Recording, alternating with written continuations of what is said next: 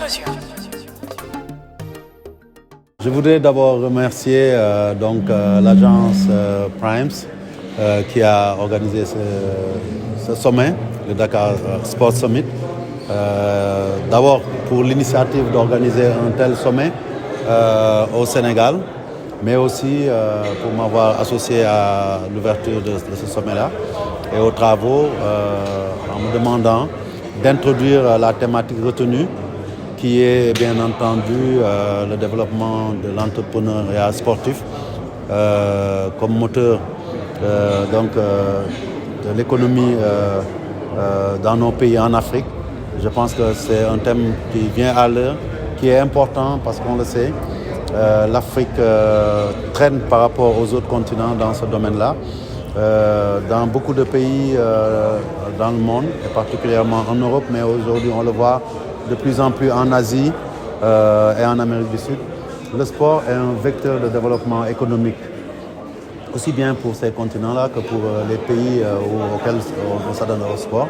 Mais nous sommes à la traîne en Afrique et cela passe par justement avoir ces espaces d'échange pour pouvoir booster le sport comme moyen de développement économique, comme je le dis. Et aujourd'hui, la thématique qui nous est proposée, c'est de définir les contours par lesquels nous devons passer pour que, en termes d'enjeux, en termes de défis, en termes d'opportunités, mais aussi de vision, on puisse placer notre sport sur l'orbite d'une commercialisation, d'une politique, je dirais, sportive tournée vers le sport en tant que spectacle pour que ça soit un vecteur de développement à travers les pratiquants, certes, mais aussi à travers des entrepreneurs, des investisseurs. Et c'est là où le bas blesse. Aujourd'hui, les deux socles sur lesquels doit reposer le financement du sport ne sont qu'à moitié assurés. C'est le financement public, mais qui n'est que partiel et qui n'est que, je dirais, événementiel, pour ne pas dire circonstanciel. Quand des équipes vont à des compétitions, l'État intervient. Quand des équipes jouent dans leur pays, elles bénéficient de subventions périodiques et ponctuelles, mais il n'y a pas une politique durable mise en place pour développer le sport afin qu'elle arrive certainement à obtenir son autonomie. Parce que dans les pays où ça marche, l'État a moins de moyens. Et aujourd'hui, donc, ce financement public-là est une des clés par lequel notre développement doit passer. Mais surtout, la privatisation du sport, parce que simplement, le financement privé, les investissements privés doivent être le moteur de ce développement que nous attendons du sport comme vecteur économique. Et je dirais aujourd'hui qu'il y a des éléments manquants dans le chaînon de promotion du sport en tant que modèle économique. C'est le cadre juridique. Vous le savez, quand on prend l'exemple du Sénégal, la seule loi sur le sport qui existe date de 1984. Donc, excusez-moi du terme, je vais utiliser un mot fort de Mathusalem. Il n'est plus adapté, il ne répond plus aux normes, même de sport de masse, à plus forte raison de compétition d'élite et de compétition professionnelle. Aujourd'hui, vous le savez, le football professionnel s'est lancé sans que les réformes nécessaires au niveau de cette loi-là aient été introduites par l'État. Quand on ajoute à cela des textes dans nos fédérations qui sont dépassés, qui sont désuets, qui ne sont plus applicables dans nos temps modernes, ça pose problème.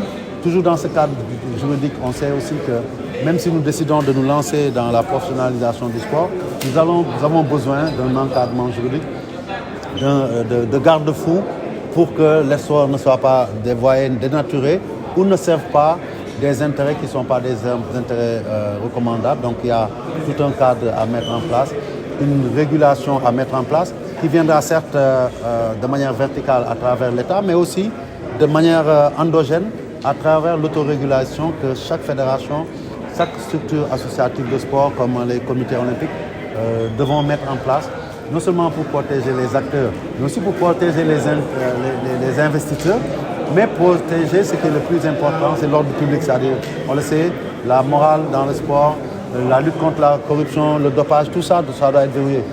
La recherche du profit ne doit pas justifier qu'on puisse se donner à n'importe quoi pour gagner de l'argent, soit sur le dos des sportifs, soit sur le dos, soit au risque de la santé des joueurs, mais aussi qu'on utilise le sport comme moyen, pourquoi pas, de blanchiment d'argent. Il y a tellement d'éléments qui entrent en compte, rien que dans ce secteur du financement, qu'il faut qu'on se penche là-dessus de manière approfondie à travers cette initiative qui a été prise. Les présentateurs certainement aborderont cela. Sur les autres aspects, je dirais aussi que l'infrastructure aujourd'hui est devenue une priorité.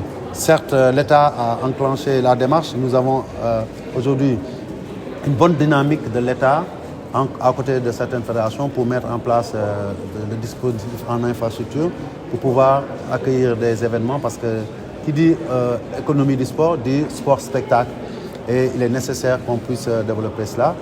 L'autre aspect du financement dont j'ai parlé des investisseurs, mais n'oublions pas aussi les annonceurs.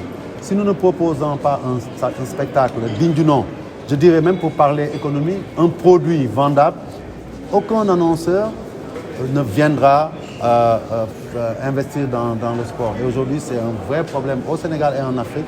On le sait, les annonceurs ne viennent pas parce que les infrastructures n'emplissent pas les critères. Nos équipes ne sont pas suffisamment organisées, ne sont pas dotées de ressources humaines nécessaires pour un fonctionnement correct et crédible. Et surtout, nos compétitions ne sont pas valorisées en termes de produits exposables à la télé pour qu'on puisse vendre ça aux partenaires. Donc, il y a tellement d'éléments qui sont en ligne de compte. Et il y a aussi un chaînon important qu'il nous faut oublier. J'ai parlé de la professionnalisation. Dans les pays en Afrique où cela semble marcher, c'est l'État qui a été à la base, qui a impulsé, qui a mis les premiers fonds. Et il est important aujourd'hui que par un financement public, par exemple le football professionnel, qui peut être quelque part une discipline pilote pour tout le Sénégal et pour toutes les autres disciplines. Pendant 10 ans, les présidents des clubs et aussi les acteurs se sont battus pour qu'ils tiennent. Si l'État a injecté pendant 3 à 4 ans, sur la base d'un programme spécial inscrit dans le cadre du programme Sénégal émergent, de lancement d'une économie du football professionnel au Sénégal, je pense que nous serions déjà sur la bonne voie. On le sait, aujourd'hui, le football professionnel crée entre 3 000 à 4 000 emplois dans tout le Sénégal. Et je dirais le football tout court, parce que même certains clubs amateurs payent des joueurs, payent des entraîneurs. Aujourd'hui, il y a des administratifs qui sont salariés dans les clubs. Il y a des médicaux qui vivent essentiellement de la médecine du sport. Autant de choses qui font qu'aujourd'hui, le sport, à travers le football que j'ai pris comme exemple, mais il y a d'autres disciplines, l'avènement de la balle, qui est quand même une politique africaine, parce qu'on parle de développement de l'économie africaine du sport, la balle que nous recevons chaque année, est le meilleur modèle qui doit inspirer aussi nos fédérations, la fédération de basket. Quand on regarde les finales de conférence balle, comment elles sont animées, c'est un vrai spectacle. Moi, la dernière édition à laquelle j'ai assisté, j'ai été séduit, certes par la belle victoire de la Douane, mais j'ai été aussi séduit par l'organisation, l'ambiance qu'il y avait dans le stade. C'était un vrai show quelque part, à côté de la compétition sportive. Nous devons aller vers ça et je pense que ça fait, tout le sens et toute la pertinence de la thématique retenue par Primes et ses organisateurs de ce sommet. Et je terminerai par dire que nous avons besoin de ces cadres de réflexion et c'est pour ça que je félicite Primes pour cette initiative-là. Nous avons besoin de ces cadres de réflexion. Nous avons besoin de sortir des tiroirs toutes ces idées qui dorment pour pouvoir les mettre en application pour que définitivement notre sport en général puisse faire un bond en avant, aussi bien en termes de résultats sur le plan sportif, mais aussi en termes d'avancer sur le plan d'une monétisation de l'activité sportive parce qu'elle est bien possible. Le football fait vivre son nom ailleurs, fait vivre des entrepreneurs. Il y a beaucoup de parts de marché à gagner dans le football et il est important aujourd'hui, même dans le cadre de la digitalisation, les gens aujourd'hui ont des terrains à défricher pour pouvoir réussir quand même quelque chose d'important. Et je voudrais donc terminer sur ce mot-là en félicitant encore une fois M. Diouf et l'ensemble de